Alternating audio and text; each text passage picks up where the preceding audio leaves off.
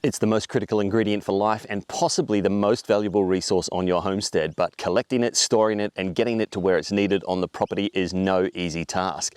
If you don't live off-grid, then the extent to which you think about how water gets to you might be as simple as turning the tap on. But here on our off-grid property, we have to set up absolutely everything, not just the taps, but what they're connected to, how it even gets to the taps, how we store it, how we filter it, the whole deal. Hey, I'm Regan and welcome to our homestead. In today's video, I want to take you on a total walkthrough of our off-grid water system. That means everything from pumps to filtration to collection to storage. I'm really fortunate that over the last 7 or 8 years, I've had a lot of experience working on rural water supply systems. I've been able to work with plumbers, pump specialists, filtration experts, off-grid solar, the whole thing. And so when we got to our property, we already had a leg up. I want to share that with you today. Not only do I want to give you a total walkthrough of our system, but hopefully I can share some tips and tricks with you along the way that are going to save you some time and maybe even some money. So let's go check it out.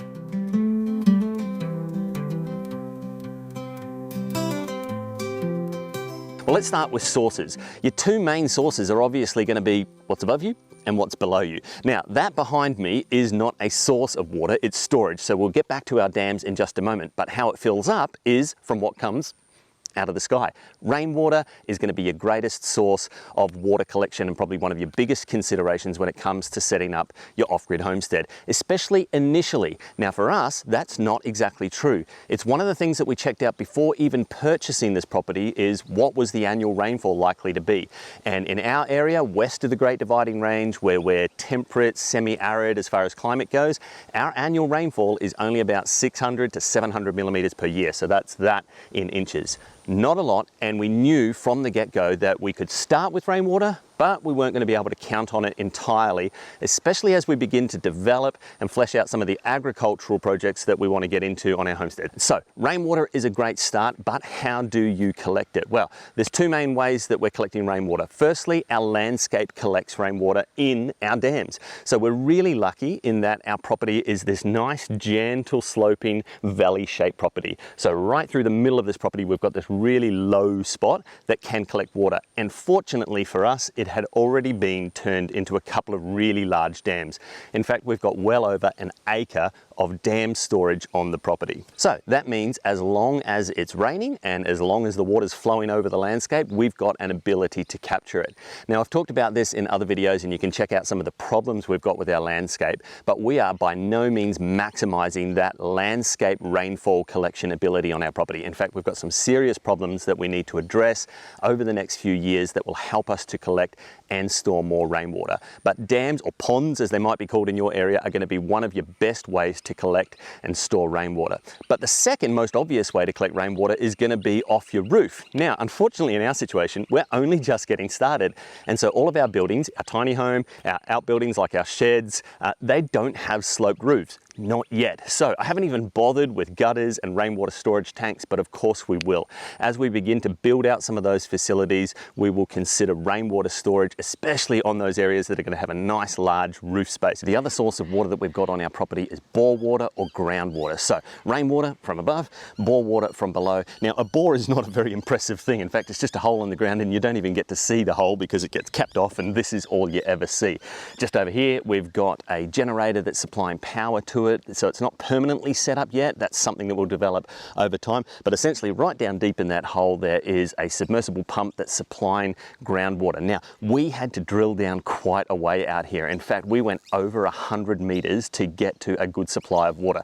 There was water at about 40, 45 meters, but to know that we were going to have a constant supply of groundwater, we went all the way down. Now that involves hiring a specialist. Obviously, you can't do this by hand. And so we got a bore drilling specialist to come out, locate the best location that he thought was going to, supply the best quality and volume of water, and then drill the hole. There are gigaliters of water below me right now, and we've got access to them.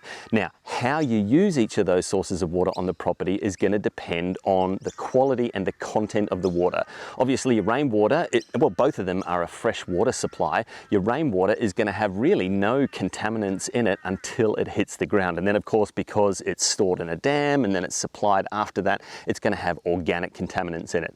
Whereas your groundwater or your bore water is possibly going to have some mineral content to it. So being 100 meters down, there's not likely to be a lot that's alive down there. I don't have to worry about organic content, but I do have to consider the mineral content of that water. We're going to get to that a little bit later on in the video, because how we deal with each of those scenarios will determine where we use the water on the property and what kind of filtration and systems we have to set up for each one. All right, when it comes to water storage, you've got two main solutions. One of them mimics a natural solution, that's going to be dams or ponds, and the other one is an entirely man-made solution, that's tanks. We'll go and show you our tanks in a minute, but right behind me is the first of our sequence dams. So they are in a sequence of kind of levels, because our property not only has this kind of gradient down to a central valley, but that valley itself also has a gradient to it. So we're collecting water at the top of it here, then in the middle of the valley just behind me there, and we've even got room to upgrade. So we may, you know, in years to come, build an even larger dam right at the bottom lowest point of the property to collect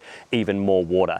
Now, like I said, we've got some problems on our property where we're losing a lot of water and topsoil and other materials off the property due to runoff and soil erosion, but we've got some ideas for capturing that. So for example, we might build a series of swales across the property to capture that water as it flows and then redirect it back here into this dam storage.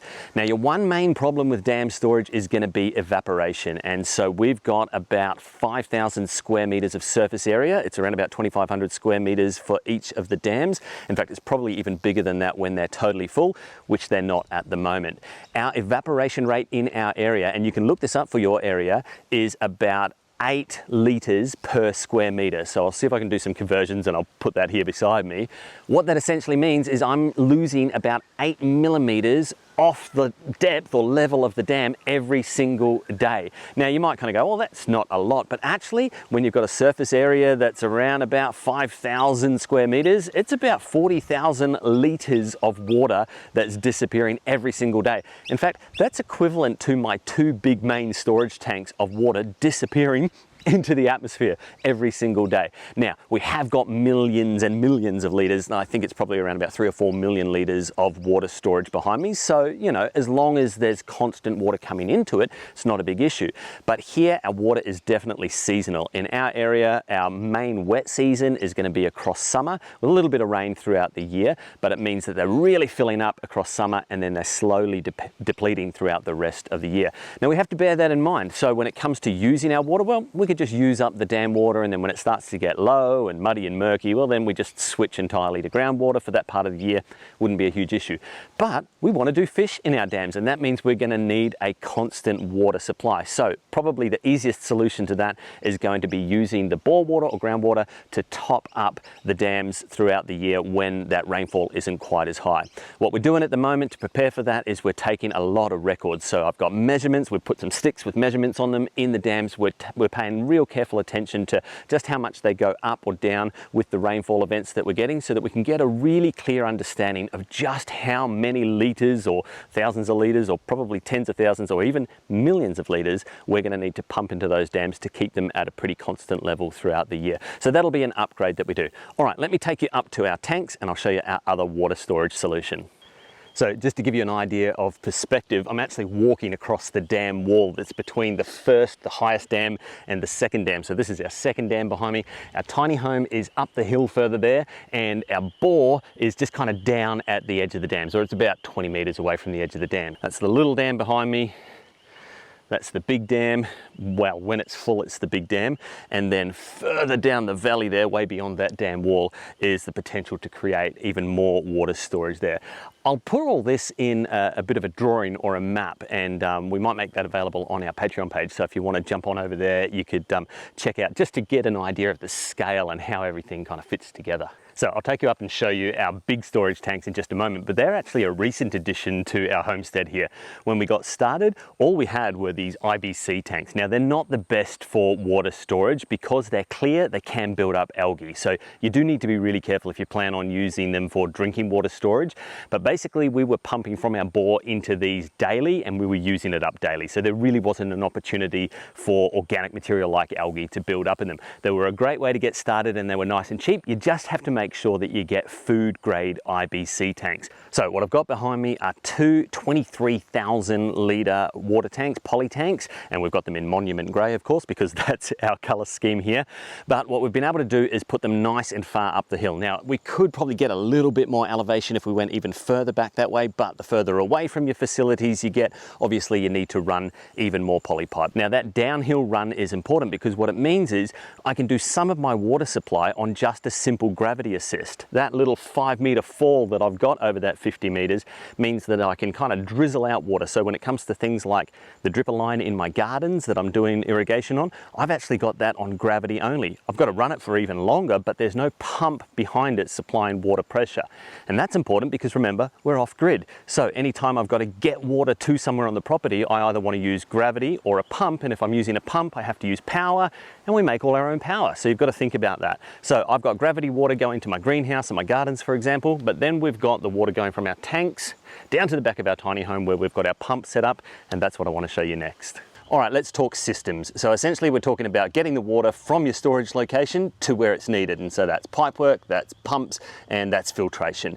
Now, when it comes to pipe work, I like to work in poly pipe, and that's for a couple of reasons. Firstly, it's super versatile. It's basically plug and play. It's like adult Lego. I actually really enjoy working with poly pipe. I do some work in PVC. Obviously, it's a little bit cheaper, but it's also a lot more permanent. And that's kind of my first tip for you when it comes to your systems, is poly pipe is going to give you the flexibility and versatility to do things temporarily at first. Now, this is one of my general homesteading principles. I've talked about this in lots of different videos, but when it comes to setting up your homestead, your off-grid homestead, if you're doing it from scratch and there's nothing, like when we got here, there's nothing, no infrastructure, no utilities, no facilities, no buildings, no nothing.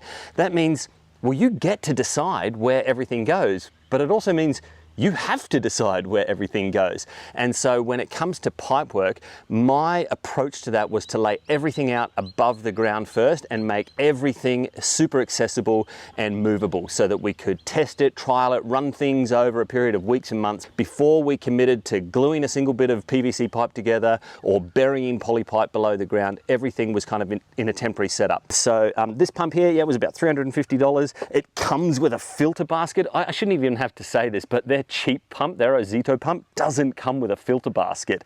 So we'll talk about filtration in a moment as well, but make sure it's got a filter in it. It's an auto pressure pump, so as soon as it senses a low pressure, it's going to kick in and supply pressure. Now, the one upgrade that I've done to this, and I would recommend particularly if you're off grid, is a pressure tank. So this is a good brand. This is a Grundfos. Davey makes them. You can get cheapy ones as well. Essentially, it's got an air bladder in there, and as it pushes water up into there, air can compress a lot more than water can, and so it can compress that air bladder in there and basically store pressure in the line. You can get them much bigger than that, and obviously the larger you get them, the more pressure they can store. This is important in an off-grid scenario because without this pump it's kind of got a low range and a high range of pressure, and it's pretty sensitive. It's going to be kicking on and off all the time. So number one, it's going to shorten the lifespan of your pump, but also it's going to mean your pump's running every single time you flush the toilet in the middle of the night, for example. So a pressure tank is going to store a whole lot of pressure in the line, and where that's great in an off-grid scenario where you're making your own power is I'm storing a whole bunch of pressure here overnight as well. So, if I do need to get up and run the tap real quickly or flush the toilet, I'm probably using this, and the pump isn't having to come on as much, if at all. All right, so the last thing we'll talk about with systems is filtration. So you've got your pipe work, you've got your pumps, and you've got your filtration. Now, filtration is going to depend on water source. So like I was saying earlier in the video, rainwater, obviously pretty clean as it comes out of the sky, but then it's been stored in a dam, or you might even be collecting rainwater off your building and then into a tank, but it's going to pick up organic material either off the roof or from the dam itself. And so you're going to be dealing with organic filtration, algae, and then obviously pathogens in the water. When it comes to groundwater, like our bore or our well, there's less chance of that happening, and in fact we can get directly from the water source 100 meters below ground right up to our storage, so our tanks. And our tanks, they're a dark color, so they don't really have an opportunity to build up a lot of organic life in them. But again, it might be a consideration, and especially when it comes to drinking water. However, the main thing that we're thinking about when we're filtering groundwater or bore water is going to be mineral content.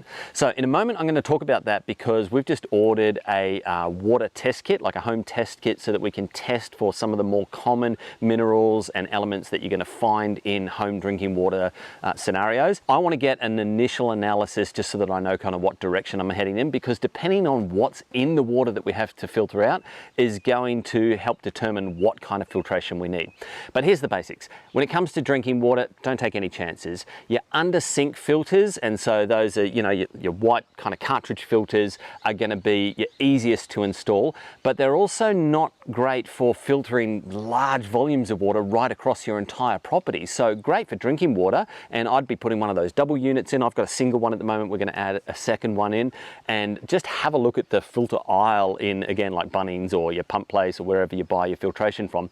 There's going to be a myriad of different filter options, and they're going to tell you kind of what content they're filtering out. You need to be thinking about, well, what equipment are you going to be protecting? So first and foremost, I've got a basket filter on my pump, and like I said, make sure that's on your pump, or get a basket unit to attach in line to your pump. That's going to get all your big bits out. So depending on how you're collecting the water, it really doesn't matter. There's going to be bits that get into your water, and so that's going to be mineral bits, it's going to be little bits of stones, it's going to be, you know, stuff that floats into the water.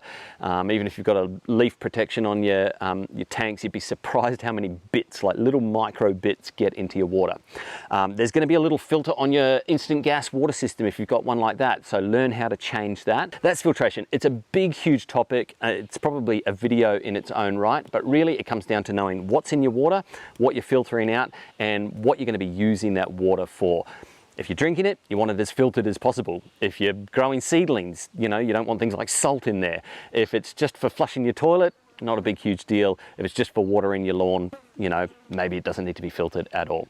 All right, the last thing I want to talk about in this video is solutions. Okay, what do I mean by solutions? Well, I guess what I'm really talking about is it's a mindset.